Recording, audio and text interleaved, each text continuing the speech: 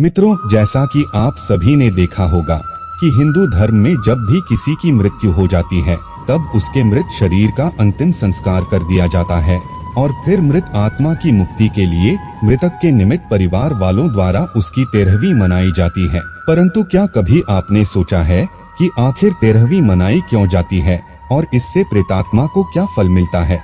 अगर नहीं सोचा और ये नहीं जानते तो हमारे साथ इस वीडियो के अंत तक बने रहें, क्योंकि आज के इस वीडियो में मैं आपको 13वीं के महत्व के बारे में बताने जा रहा हूँ, जिसका वर्णन गरुड़ पुराण में किया गया है। तो नमस्कार दर्शकों, एक बार फिर से आपका हमारे YouTube चैनल माया लोक में स्वागत है। मित्रों, गरुड़ पुराण में बताया गया है कि जब भी किसी की मृत्यु हो जाती है तो मृतक की आत्मा अपने परिवार वालों के आसपास ही भटकती रहती है, क्योंकि मृत्यु के बाद मृत आत्मा में इतना बल नहीं होता कि वे मृत्यु लोक से यमलोक की यात्रा तय कर सके।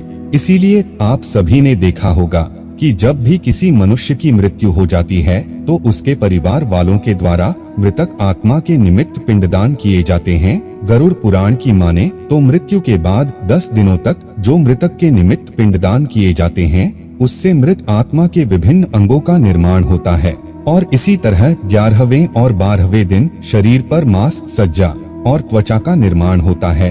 फिर 13वें दिन यानी कि 13वीं को जब मृतक के नाम से पिंडदान किया जाता है तब उसे इससे ही यमलोक तक की यात्रा करने की शक्ति प्राप्त होती है और फिर वे आत्मा यमदूतों के साथ यमलोक यात्रा के लिए निकल पड़ती है। गरुड़ पुराण की माने तो मृत्युलोक से ही यमलोक तक के जाने में मृत आत्मा को 1 साल अर्थात 12 महीने का समय लगता है। मित्रों, ये भी माना जाता है कि मृतक के परिजनों द्वारा इन्हें 13 दिनों में किया गया पिंडदान ही 1 वर्ष तक मृतक आत्मा को भोजन के रूप में काम आता है। इतना ही नहीं, गरुड़ पुराण में ये भी बताया गया है कि जिस मृत आत्मा के नाम से पिंडदान नहीं किया जाता उसे 13वीं के दिन यमदूत घसीटते हुए यमलोक की ओर ले जाते हैं और ऐसी आत्मा को यमलोक तक जाने में बड़ा ही कष्ट पहुंचता है। भूखी आत्मा को जब यमदूतों द्वारा घसीटा जाता है तब उसके शरीर के कई अंग छिल जाते हैं और इस बीच भी यदि परिवार वालों द्वारा मृतक के निमित्त पिंडदान या फिर अन्नदान नहीं किया जाता है तो उसे पूरे रास्ते में इस तरह के कष्ट सहने पड़ते हैं। परंतु यदि साल भर के अंदर मृत आत्मा के निमित्त कोई पिंडदान या फिर अन्नदान कर देता है तो उसे यमदूत घसीटना बंद कर देते हैं, क्योंकि पिंडदान से आत्मा में बल आ जाता है और वह अपने पाप पर यात्रा करना आरंभ कर देती है। इसके अलावा गरुड़ पुराण में ये भी बताया गया है कि 13वीं मनुष्य जीवन के 16 संस्कारों में अंतिम संस्कार का एक अंग है। इसके बिना अंतिम संस्कार पूर्ण नहीं होती। गरुड़ पुराण के अनुसार जिसमें मृत आत्मा के निमित्त 13वीं की क्रिया नहीं होती उसे प्रेतत्व योनि से मुक्ति नहीं मिलती। साथ ही ये भी बताया गया है कि 13वीं के दिन कम से कम 13 ब्राह्मणों को भोजन अवश्य कराना चाहिए और यदि मृतक के परिवार की आर्थिक स्थिति अच्छी है तो वो 13 से ज्यादा ब्राह्मणों को भोजन करा सकते हैं। 13वीं के दिन ब्राह्मण को भोज करवाने को मृत्यु भोज का नाम दिया गया है। गरुड़ पुराण में आगे बताया गया है कि कम से कम 13 ब्राह्मणों को इसलिए भोजन कराना अनिवार्य है ताकि मृत आत्मा को साल भर भोजन मिल जाए और ये भोजन परिवार वाले अपनी स्थिति के हिसाब से करवा सकते हैं, क्योंकि गरुड़ पुराण में भगवान विष्णु ने ये भी कहा है कि यदि मृत आत्मा के निमित्त कर्ज लेकर मृत्यु भोज किया जाए, ऐसे में आत्मा को पूर्णतः मुक्ति नहीं मिलती। उसे ये देखकर कष्ट का अनुभव होता है कि उसके परिवार वाले उसकी वजह से कर्ज के तले दब गए हैं। इससे अच्छा तो ये होता कि वो अकेला ही कष्ट भोगता। इससे आगे गरुड़ पुराण में ये भी बताया गया है कि यदि कोई मृतक के परिवार को मृत्यु भोज के लिए विवश करता है, यानी कि क्षमता से अधिक लोगों को भोजन कराने को विवश करता है अथवा उसे मृत्यु भोज के लिए पैतृक संपत्ति को बेचने को कहता है, तो ऐसे मनुष्य को यमदूत कभी माफ नहीं करते और जब उसकी मृत्यु होती है तब उसे यमदूत तक कई तरह की यातनाएं देते हैं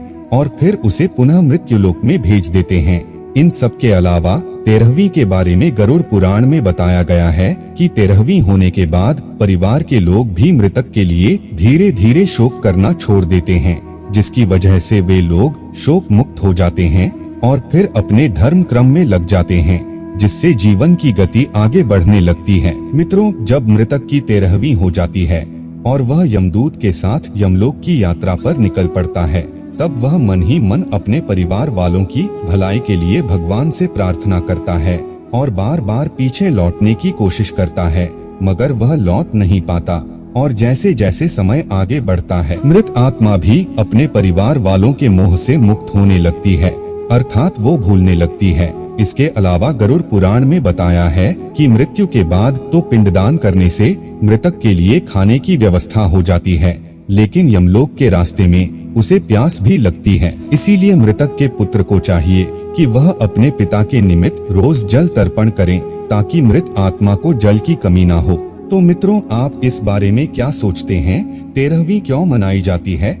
नीचे कमेंट करके हमें जरूर बताएं। अगर आपको हमारी आज की यह वीडियो अच्छी लगी हो तो इसे ज्यादा से ज्यादा लाइक और शेयर करें। साथ ही अगर आप हमारे चैनल पर पहली बार आए हैं तो ऐसे ही और धार्मिक और आध्यात्मिक वीडियोस के लिए सब्सक्राइब करें माया लोक यूट्यूब चैनल। फिलहाल आज के लिए इतना ही। अब इजाजत दे। आपका बहुत बहुत शुक्रिया।